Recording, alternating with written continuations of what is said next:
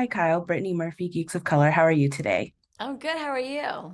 I'm doing well, thank you. So, my first question is your character is very much a tether to Laurie's past and present. So, what was it like for you, this being your third time in the franchise? So, what was it like coming back for a third time?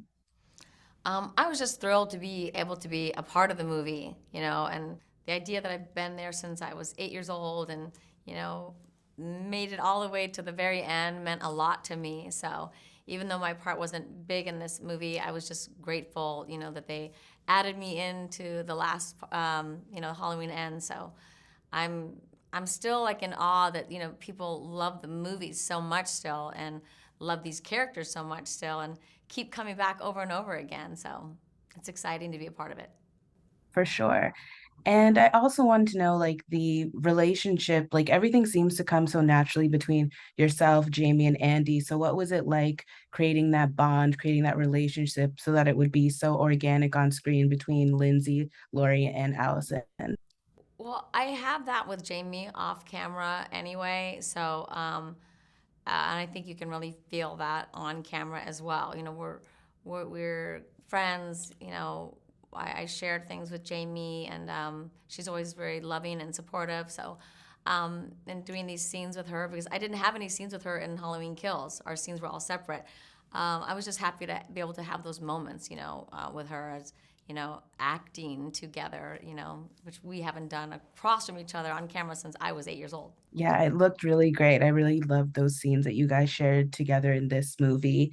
I also was wondering, personally, for your character Lindsay, where do you see her? Where would you personally feel like you would want to see her, going forward, or just how do you think that her life would go on after this movie?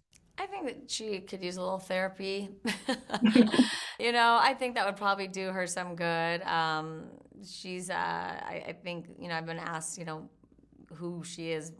I think, she spends a lot of time to herself and only around people that she trusts and feels safe with after what she's been through. And that's why she's never left this little town, even though she's been terrorized there. So I'd like to see her maybe get a little therapy. And to your point, your character, she's gone through so much since when she was young to now. So, what was it like for you as an actress tapping into that? Like, what places did you feel like you had to go to?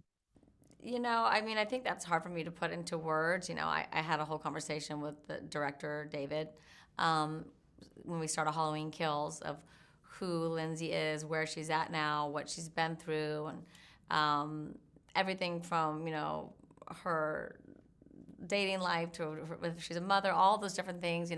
I just kind of had to know myself because it wasn't addressed on camera. So it's sort of hard to explain, but I have her whole backstory. And my last and final question, just kind of a fun one. Are there any particular Halloween traditions that you always participate in or like to do? I just like to decorate my house. I always like to decorate my house starting October 1st.